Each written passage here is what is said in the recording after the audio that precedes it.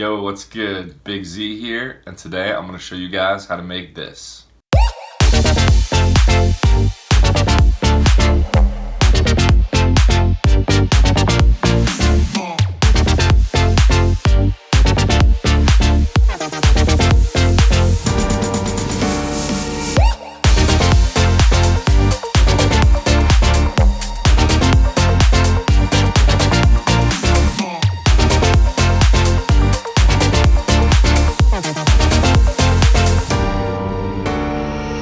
So that's a random drop I just finished in DIABLO's signature style. So I'm going to go through how I made everything in the drop. So hopefully you guys will be able to use some of these tips and tricks in your own productions if you're trying to get this kind of sound. So first of all, it looks a little more confusing than it actually is. These three presets are actually pretty much the same. The only difference is the LFO rate and the shape of the LFOs. And I'll show you what I mean by that later. But so just keep in mind these three presets are essentially the same, and also these three presets are essentially the same. So I'm going to go ahead and play these three together at first. They're really the whole base of the chords.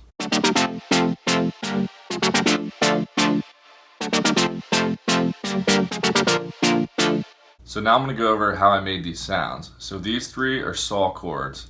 So what they have in common is they all have these same two oscillators. Oscillator A is just a saw wave with one voice of unison right in the middle of the mix, and then oscillator B has 8 voices of unison and is an octave higher just to widen it up and make it sound a lot bigger. Then all three of these patches all have an LFO or an envelope controlling the cutoff of the filter and also the level of this white noise. Then all of them in the effects section all have a little bit of this hyper mix being modulated by the LFO. And then they all have multi-band compression on them too. But where they differ is the LFOs. So to give it that wobble sound, it's way easier to use an LFO than an envelope. That's why for this chord right here, I'm using this patch that has a 16th rate in the LFO. So that's why for this patch, all the other chords are disabled in the MIDI, and it's just this one chord.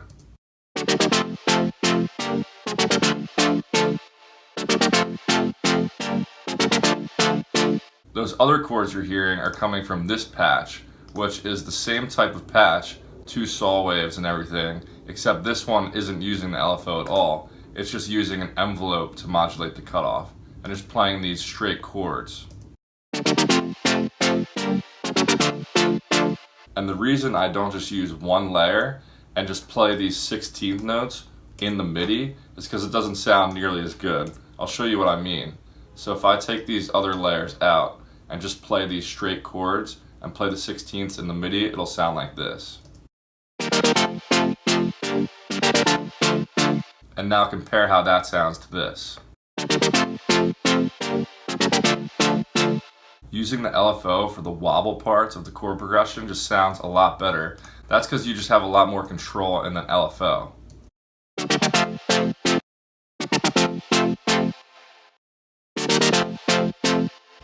So you can mess around with the LFO shape and get it exactly where you want it, as opposed to the envelope, which doesn't sound as good in my opinion. So the other layer I haven't talked about yet is the same exact sound.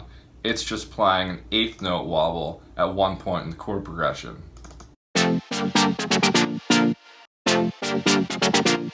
So everything is disabled in the MIDI except that one chord. And the only difference between that and the other patch is a little bit of a change in shape in the LFO to make it sound better for an 8th note, and I changed the rate down to an 8th note. So yes, you could just have one patch and automate the rate throughout the drop, but that doesn't sound nearly as good in my opinion, because when you separate it into different layers, you have complete control over every layer. That's why I ended up making 3 different layers of the same sound. An important thing to do to get that classic Don Diablo is add some pitch bends in there.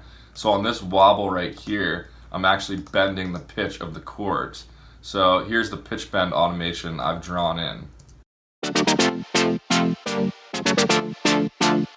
So without it, it'd be pretty boring. With it, it just adds a lot of movement to the track. So those layers are really the base of the whole song. And then on top of those, we have the exact same presets, except just with square waves.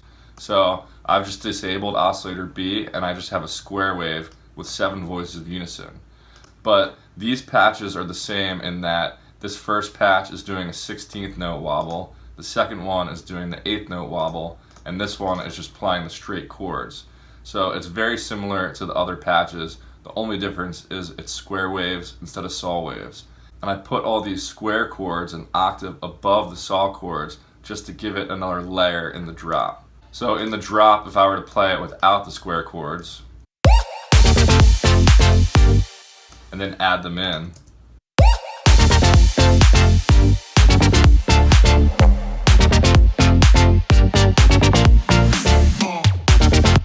it just makes the whole drop sound a lot bigger and fuller. So let's move on to the next section. Don Diablo uses a lot of really nice sounding pianos in his track. So I added one here, and I think it sounds really good.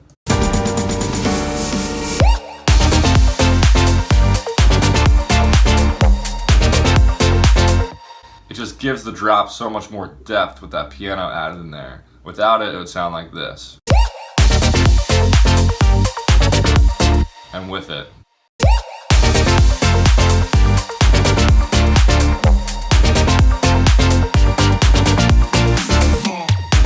So this piano sound is just from a plugin called True Pianos. It's a great piano plugin. I'm using the Amber preset. I've just turned the reverb amount all the way down, and I've turned down the release a little bit so it has a shorter release time. So an easy way to always make your piano sound better is in the MIDI. So these are the chords the piano is playing, but I have all the bass notes an octave below. So if the chords were like this, it doesn't sound as good and as full as if you put the bass notes an octave down.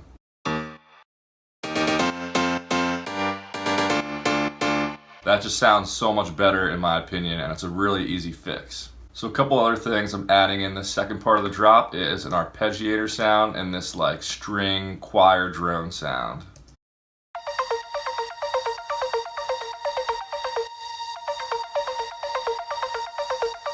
Those are just good elements to add to like the second half of the drop, just to fill up all the space and make it sound a little different than the first half of the drop, and just make it sound a lot bigger. And that brings me to one of the reasons why I think Don Diablo's tracks are so popular is because he uses so much variation throughout his drops. Like there's so many little fills and things going on to keep the listener interested the whole time. So if I were to just solo all these things going on and all the fills, I'll play it, and you'll see how much variation there is throughout the drop.